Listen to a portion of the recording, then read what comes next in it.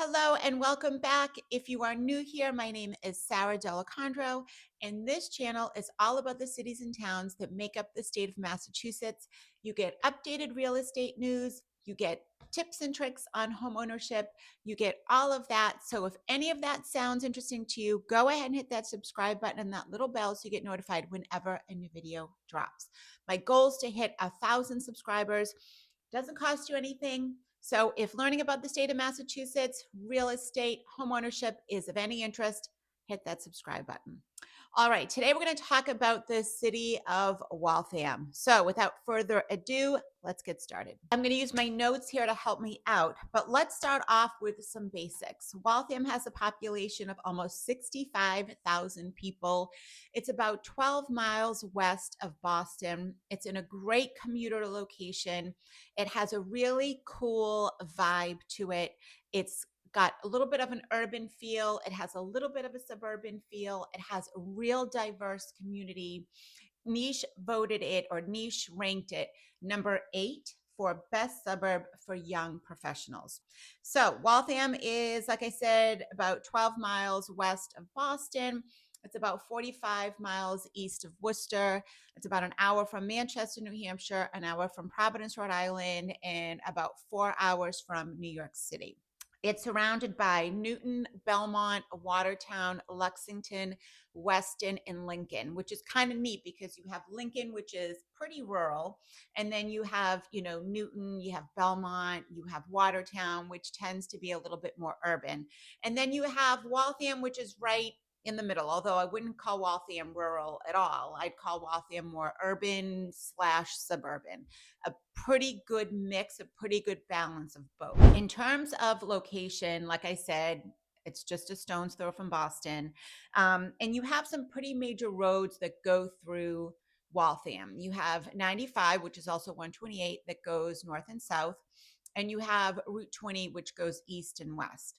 You also have the Pike, which skirts Waltham to the south, and you have Route 2, which skirts Waltham to the north, both of which go east and west. So if you're a commuter working in the city, whether it be Worcester or Boston, and you prefer to drive, you have lots of different options there. If you're a commuter and you prefer to take public transportation, you also have a lot of options when it comes to Waltham.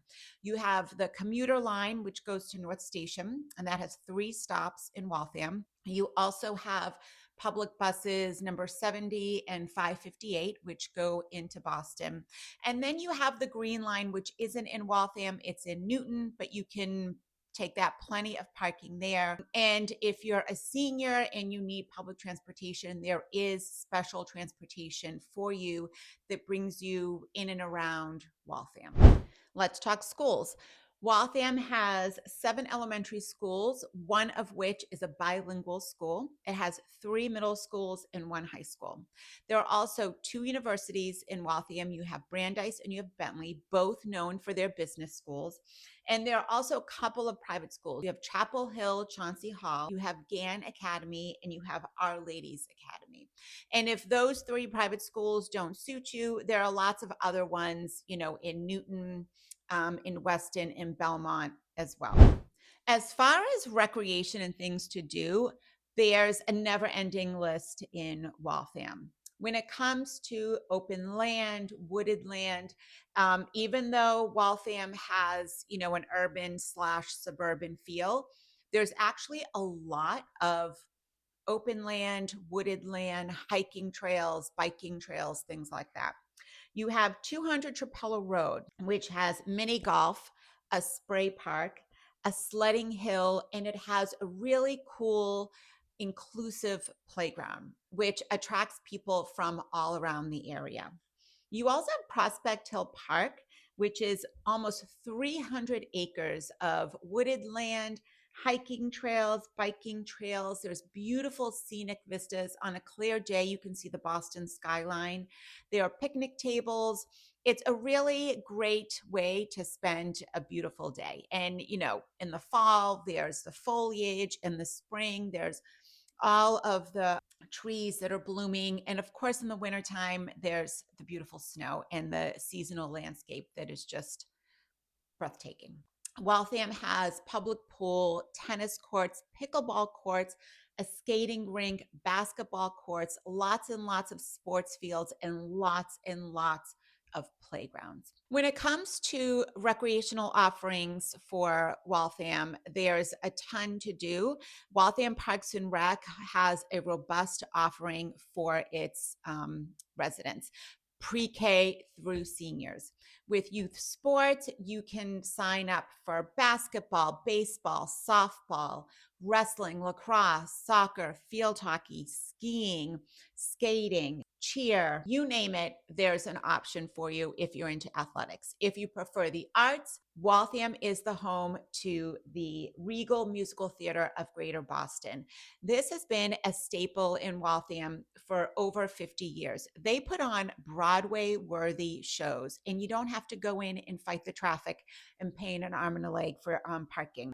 They offer singing, dancing, and acting classes there as well. Waltham also has a community farm where you can join the CSA. They have programs and classes for children through seniors, and there's also a farm school there. As far as cultural offerings, you have the Gore Estate, the Lyman Estate, and the Robert Payne Estate. The Gore Estate is really cool because every spring they have a sheep shearing festival. You have to go. There's tons of stuff to do for children. There's music, there's food, there's a farmer's market, and of course, you can watch the sheep shearing. Waltham is also home to the Charles River Museum of Industry and Innovation, and Waltham has its own historical museum. So there's lots to do on the cultural side in Waltham. There's also the Waltham's restaurant scene. Waltham's Moody Street and Main Street is known for its abundance of restaurants and pubs and bars and lunch places and coffee houses. You can find a restaurant, you can find food from pretty much any sort of cuisine. And in the summertime, part of Moody Street does get closed off so people can eat in the street and dine and just walk around and socialize. It really is, really fun to be able to have that freedom on Moody Street because it normally is a very busy and bustling street. So if you like checking out different restaurants and you don't want to go to the same chain restaurants all the time, you have to go to Moody Street and Main Street.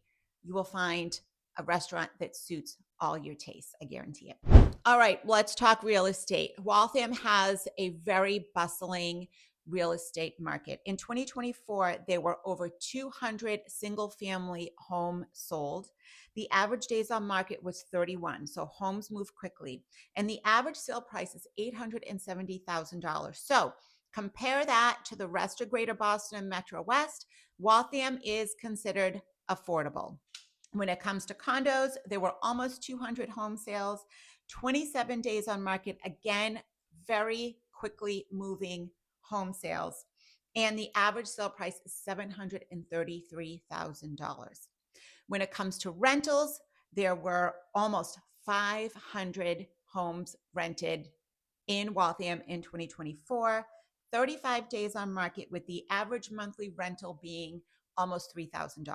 Now, as far as price point, I said single family, the average price is $870,000. I forgot to mention the lowest home sold last year in 2024 was $360,000. That was a one bed, one bath, 400 square foot home. And the most expensive was just over 2 million. When it comes to condos, the least expensive was 185,000, and that was a studio condo. The most expensive was 1.4.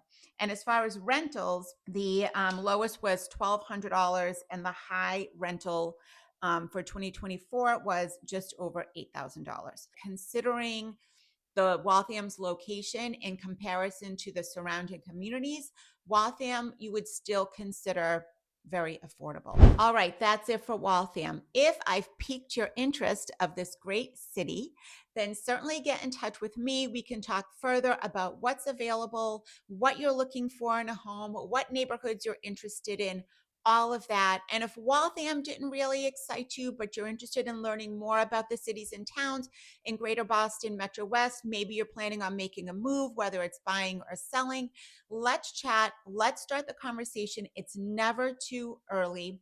And if you're interested in learning more about cities and towns, Like I said at the beginning of the video, go ahead and hit that subscribe button and that little bell to get notified whenever a new video drops. Thanks for stopping by, and we'll see you soon.